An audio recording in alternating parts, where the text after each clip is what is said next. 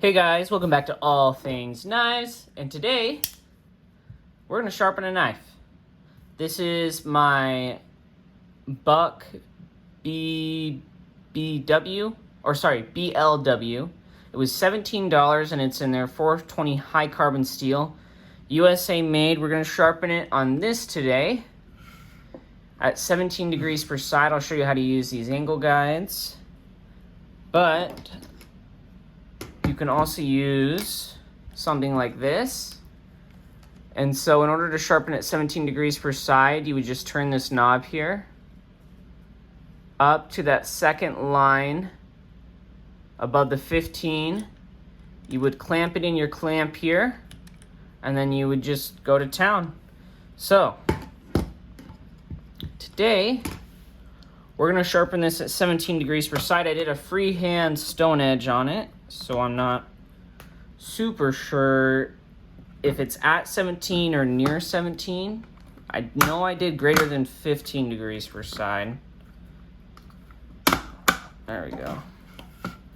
All right, so we're gonna start off at the 17 degrees per side. Be careful with these thumb studs. They can kind of get in the way. I'm not sure on how to remove them, but I can sharpen around them. All right, so we're gonna start like this, lay it on, and then I'm just gonna do some back and forth motions.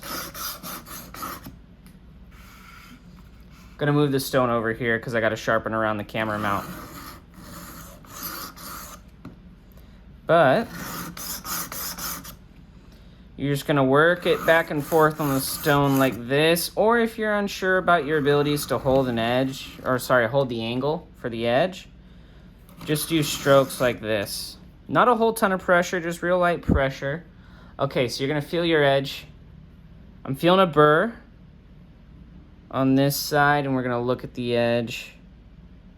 Okay.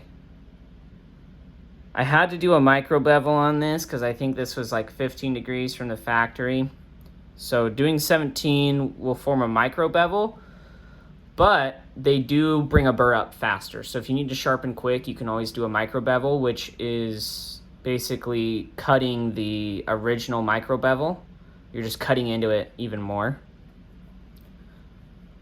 All right, so we're gonna continue on the stone. I need to go up near the drop point. So what I'm doing is I'm just going tip first and then curving. And then I'm going to do the same thing over here. But I already have a burr raised over there, so I don't need to raise it anymore.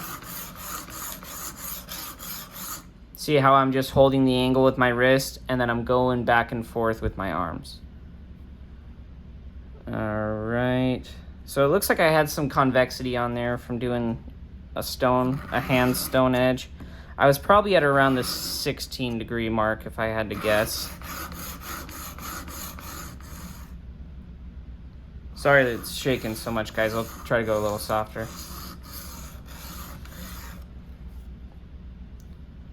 All right, we still got that burr here. We just need to, I'm starting to get it at the very tip, and I just need to raise it on this other portion here. Once I get a nice big burr, I'll show you guys what that looks like.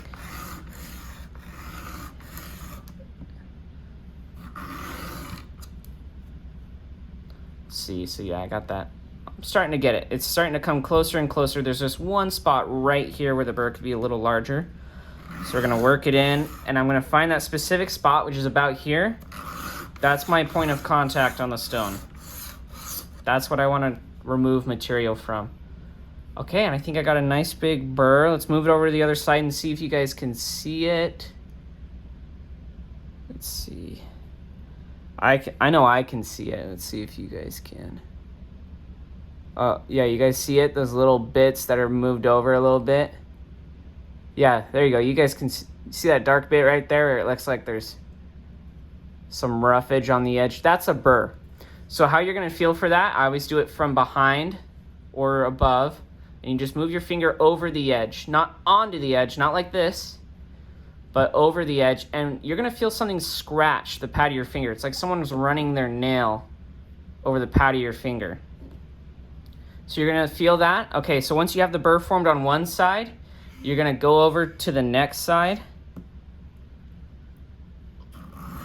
and remove it.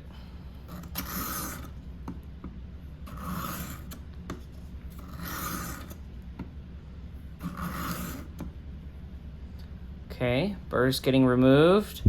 Starting to jump over to the other side. So once I had established my angle, you notice now that I'm only going forward and pushing. You can do this one-handed as well, once you get comfortable enough with it. There you go. Maybe just a little bit on the bottom. And you notice how I'm doing an angle like this? It's so I avoid my thumb studs, so they're not getting shaved down on the stone there. Okay, and I have a slight burr right there in the middle, so we're just gonna... Okay, it feels pretty smooth on this side, and I definitely feel a burr on this side. Let's see if you guys can see it. Let's see, yeah, you guys can kind of see it right there. See how it's... You can feel it too. If you can't see a burr, you can always feel it. So, all right. And then I'm just gonna go, so once you've moved the burr over from either side, nice light pressure on the stone, okay? See, I'm just going nice and light. All right. Okay, just a couple more passes. Just nice and light. Because you don't want to remove a whole lot of material. You're just removing that burr ever so slightly. All right, that feels pretty good. It just needs a little more.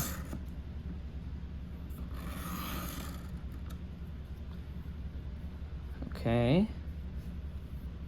And this is where it kind of slows down, is when you get a nice burr on either side and you need to just remove it nice and softly. There you go, that's feeling pretty good. And then we're gonna do one stroke on the other side, either way. Okay, that's feeling really good. Let's see, I've got some receipt paper. Let's see if it's receipt paper sharp. All right, that's how you know you're good to move on to the next grit, is if you are... Receipt paper sharp tends to be shaving sharp. So if you're shaving sharp on your lower grits, you're gonna be shaving sharp on your upper grits, okay? So we're gonna move to our 600 grit. And then it's the same thing. You're just gonna make it so that the grit goes, I gotta move it off center a little bit, but you're gonna make it so that grit moves up the edge and takes that grit finish. It is going to move the burr over, but if you just go nice and easy on the grit progression.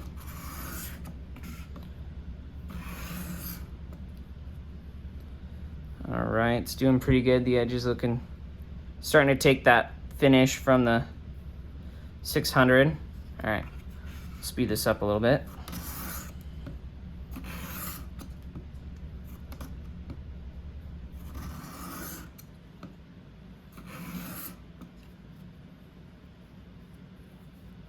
Yeah, feeling really smooth on this side. So now we're gonna go to the other side. And we're just following the same steps as we did before. And that's what you're gonna do from grit progression to grit progression. Make sure that each side of your knife has the burr removed. It takes some patience to do, but once you kind of get to know what you're doing and start feeling for those burrs, that's what sharpening is all about, forming and removing of burrs. Nothing more, nothing less. That's how you get good apex on your edge. Okay, so we got a slight burr on this side, which means it's popped back over. I'm liking the finish that we have. That's from the 600 grit. Let's see.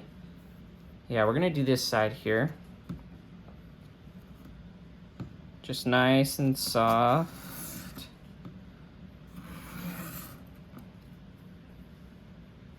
Okay. Not really feeling any burrs. That's got a good bite to it. Let's see if it's receipt paper sharp. Oh. Oh, that's not boding well. We might have to... Yeah, it should bite better. All right.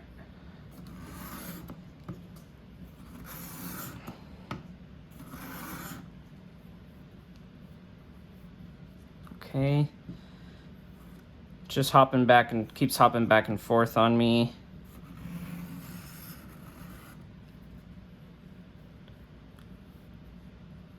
That feels pretty good.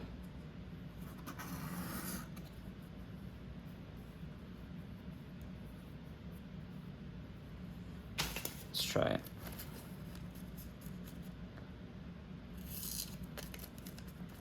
Dang, it could also be that my receipt paper's all chewed up already. Well, cut that pretty well, so. I'm gonna say we're good to move to the ceramic. Our finish on our edge is looking rather good. Ceramics can be the same thing. You're actually on ceramic, you're just gonna go nice and light on ceramic. Thumb studs like this do make it harder to sharpen a knife, that's for sure. Most other knives, they're moved farther back, so they aren't really a problem. But on this buck, they're right in there. Yeah, see, this is starting to take that polish really well, versus you can see kind of the other side, this is more shiny. You saw that was maybe only 4 strokes. Yeah, and small burrs moved over. And this is just doing real light strokes. So if you were to do real heavy strokes, you would have gotten a larger burr. And your goal is to reduce the size of that burr as it flips back and forth, because you want a nice sharp knife, which means you want a reduced burr but a large bevel. Or sorry, not large bevel, tall bevel. The moving of the burr helps with the heightening of the bevel on the edge.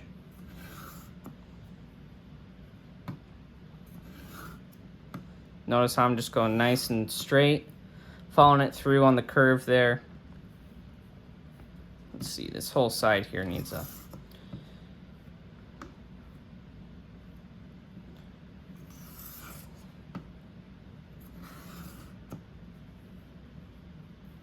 All right, it's feeling good on this side. We're gonna do a couple light passes on this side.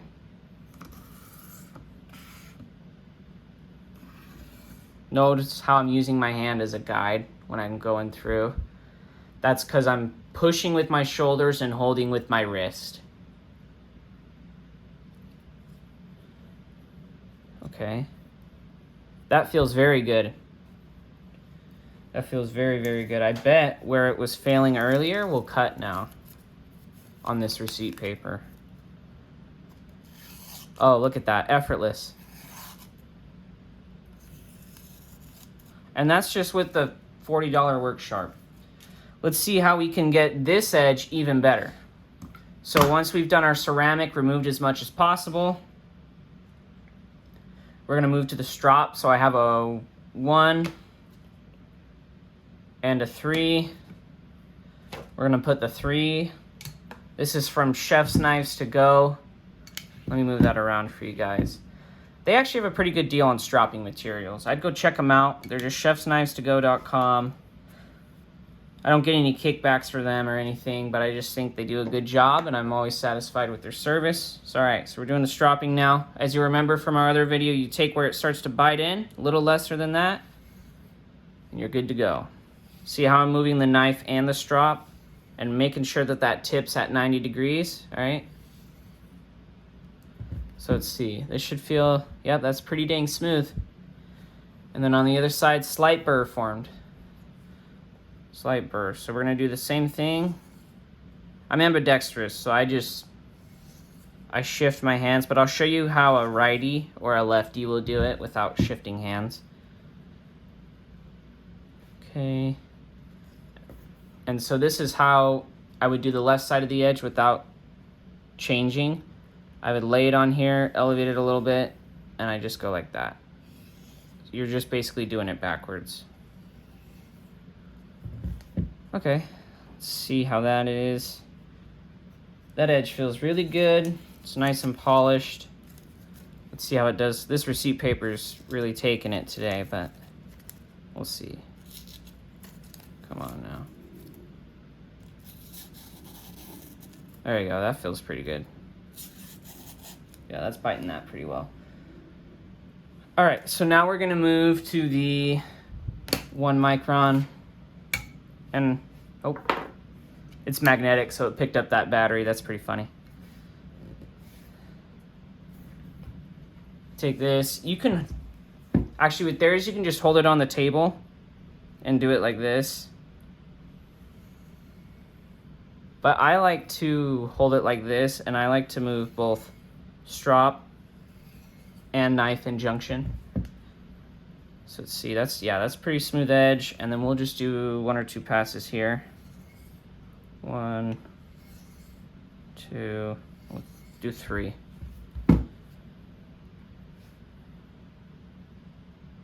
Yeah, that feels excellent. Let's see if I got a scrap sheet of paper over here. Just 1 second.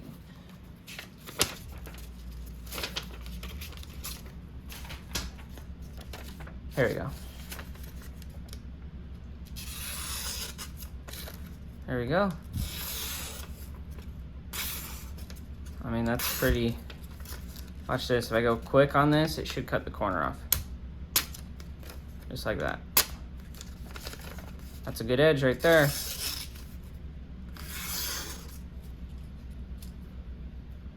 Alright. Oh, actually, let's see. We're going to try something else. I think there's right in the corner there, there's a...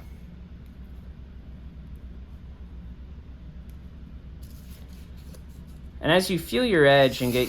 Yeah, see, that cuts a little better now. It's all about feeling that edge and removing the burr. That's all sharpening is.